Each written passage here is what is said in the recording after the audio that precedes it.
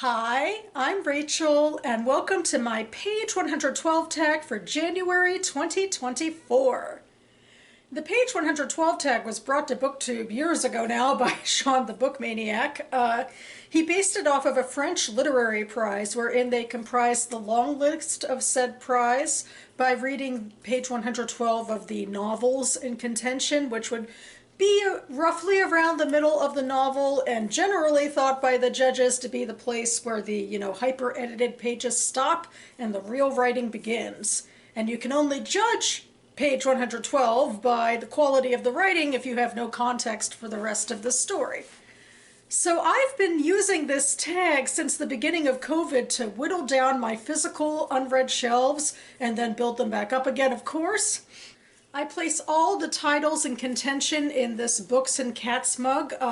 My titles in contention officially this month are titles I acquired in 2023 or before that I don't already have on my TBR list for other reasons.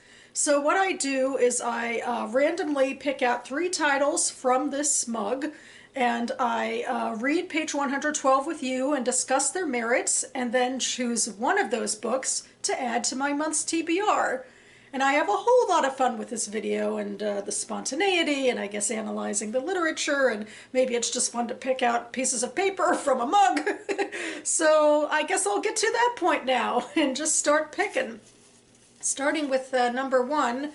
So a lot of these titles are like samey in a way in terms of literary or mainstream fiction, so I hope for variety in terms of like when I hauled them, and it's nice to get like old stuff that I've played with before, and then I don't have to do as much post-production, but at the same time we're like, there's a bunch of new titles in here. It's really exciting, and I'd love to be able to try them out too. So here we go. Stop yammering and pick one. Okay, one title. Oh, damn it. And I got interrupted by the phone, so let's try this again. All right, so here we have a new book number 1.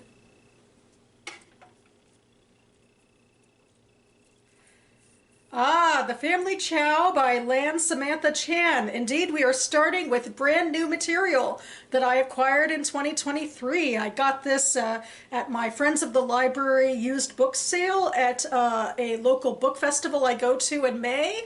And I know this is family drama stuff, which is always of interest to me. I think it's recently published too, so huzzah.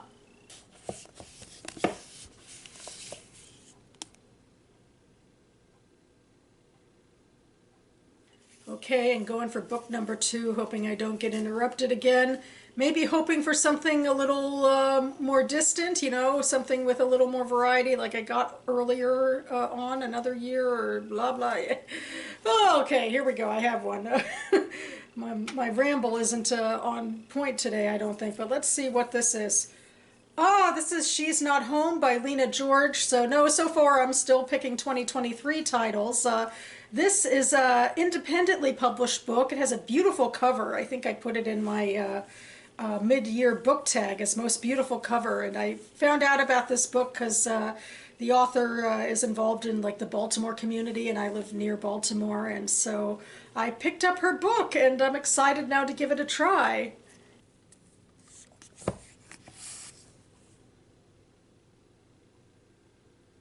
Okay, and for book number 3, I really am hoping for something not from 2023, just to get a little more variety, but we'll see where I go in here and how much I've mixed up these titles. I'm just going to try to find one. Here we go. Book number 3. Nope. On Division by Goldie Goldblum. This is another 2023 acquisition, though I got it in June at my Free Little Libraries bookstore, so it's technically at least from a different time than the other 2 books. And I think this is Jewish fiction about a Hasidic woman who gets pregnant when she's actually relatively of advanced age, and what that does to her and her family. So could be interesting to read as well. So there we go.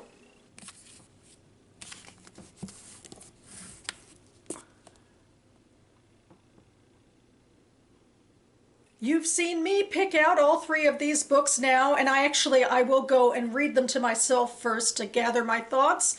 But stay tuned, I will be back shortly.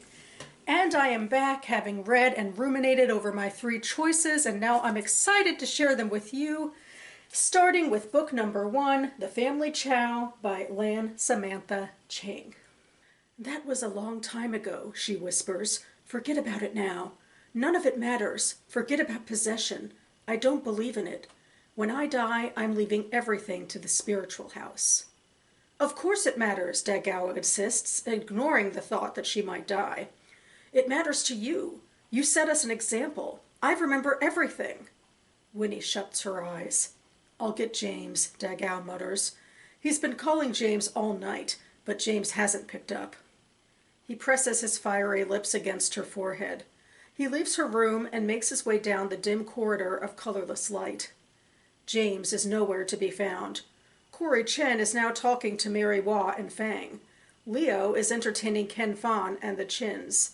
Leo is cheerful again, because even Winnie's grave illness can't long shake his unwavering self-dedication.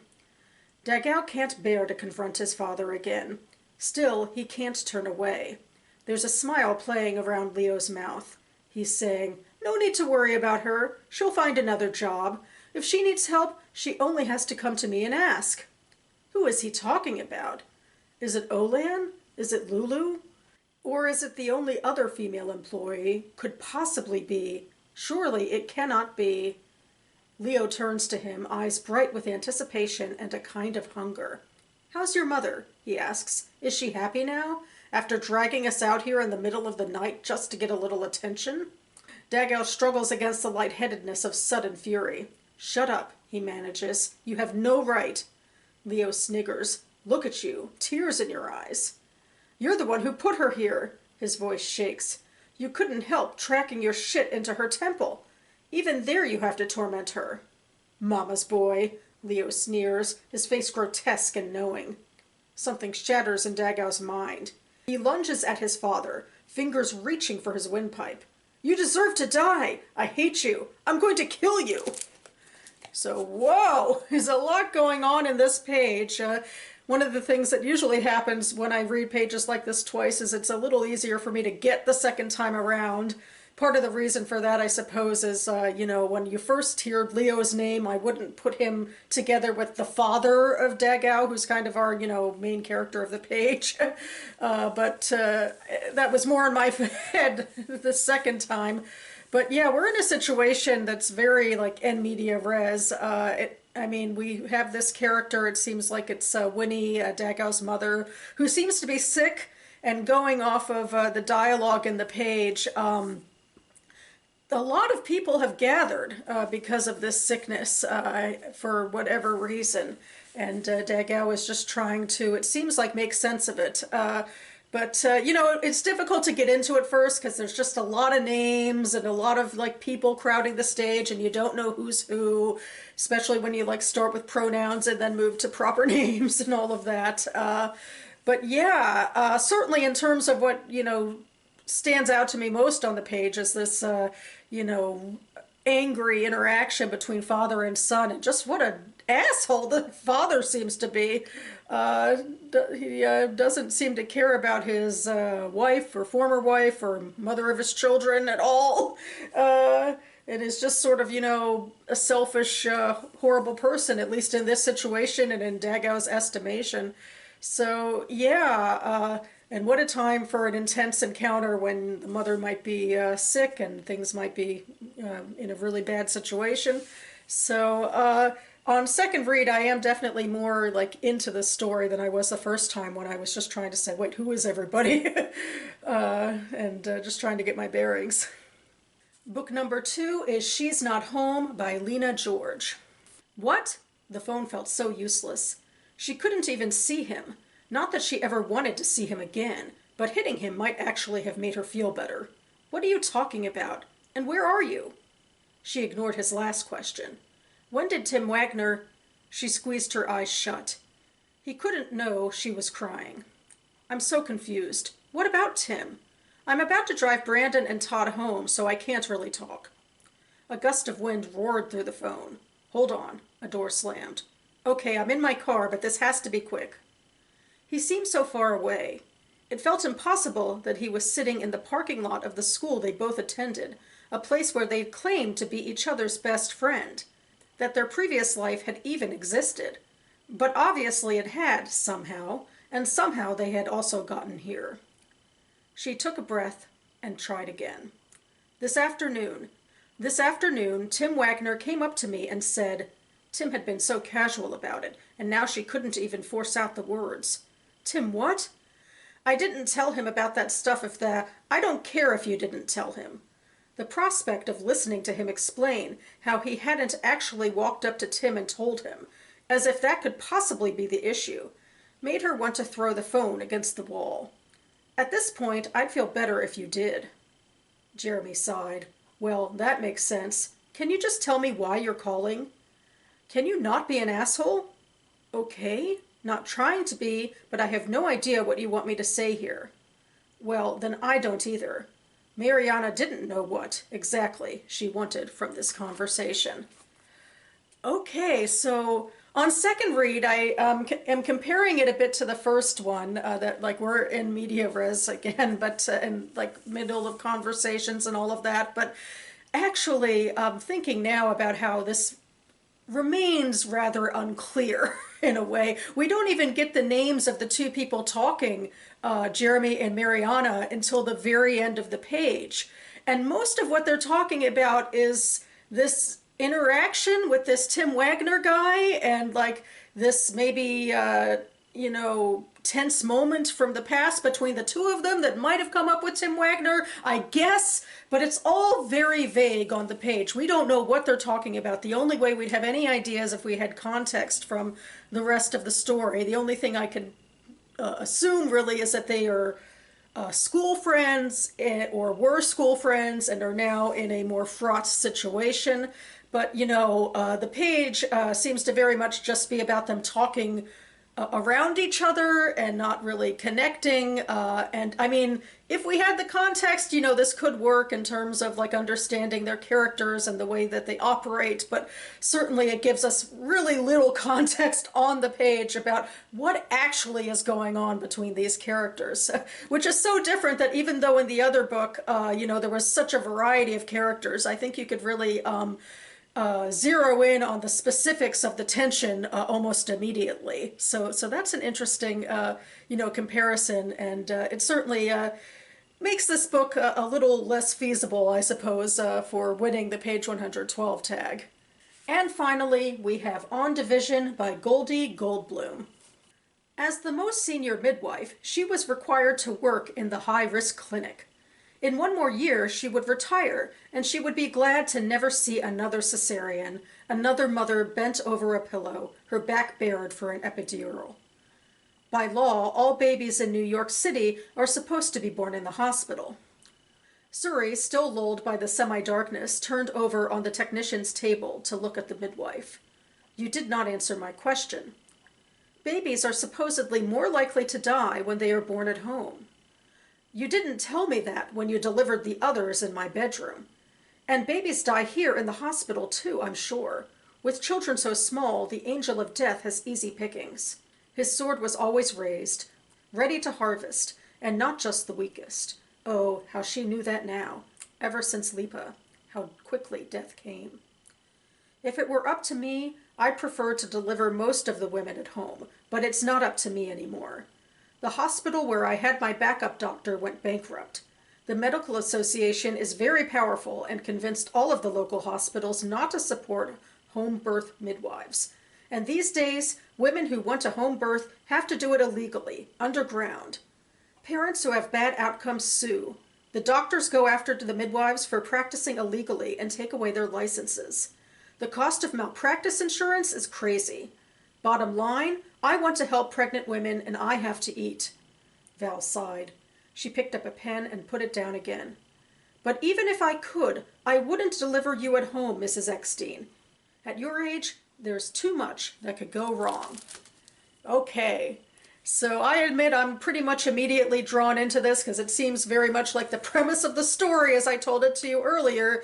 It's about a woman who is pregnant and is above the normal age of pregnancy, as I mentioned, and about the complications of that. And it's a very straightforward scene. Unlike the last two books, it's really just two people talking very directly about what's happening. And in the very beginning, we get a little exposition, it seems like, from the midwife's point of view about, you know, her job and how she thinks about it. And at the moment, it seems like she's probably focusing a bit on the negative, like, oh, I can't wait to get away from the negative when I retire.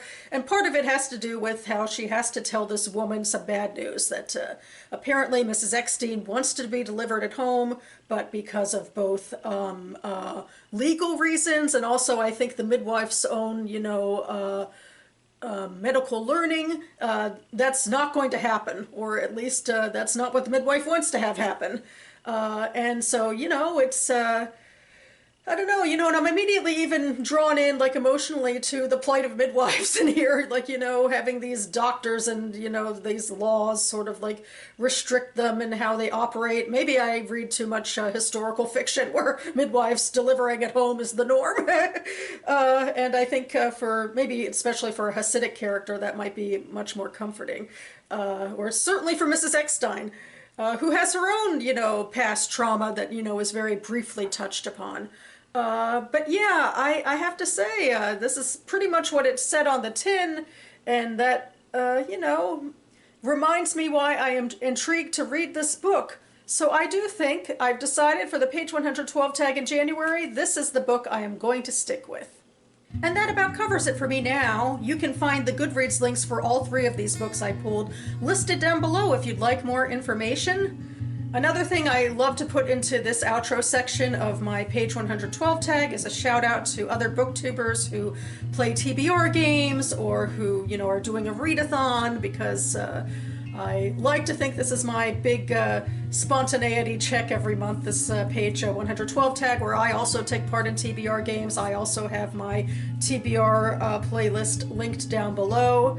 So this time I'm going to highlight something that Rick McDonnell is doing, because I just came off of doing the BookTube spin, which was based off of his TBR game, and this year he is also doing a second TBR game, I guess also feeling a bit crazy like me.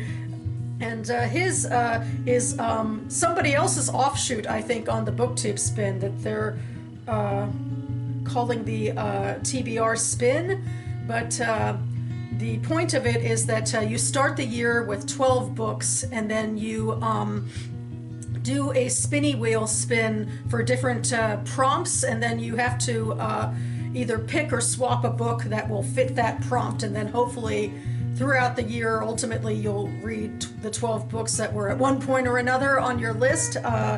There is this big live stream video that the two creators of the tag, which are Jill at the Book Bully and Sarah at Freshly Read Books, what they did an hour-and-a-half long live stream, I think it was, but I watched Rick's video because it was a bit shorter, and he actually had a little bit of a clip of them from their video as well in there.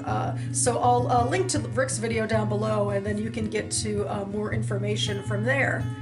So yes, I hope like me you're having fun choosing and reading your 2024 books, but actually I think I'm going to be a little counterproductive in my next video and move backward in time and do a new type of video where I'm going to look at the book quotes that I put on my literary newsletter for the 12 months of 2023, where I chose my favorite read of the month, and I took out a quote that meant something to me, and I thought that would be a fun way to look back on my 2023 in reading, to go over those quotes with you in a video. So stay tuned for that. And yeah, just hope you're having a great start to the new year, everyone. Thanks so much for watching, and I'll see you next time.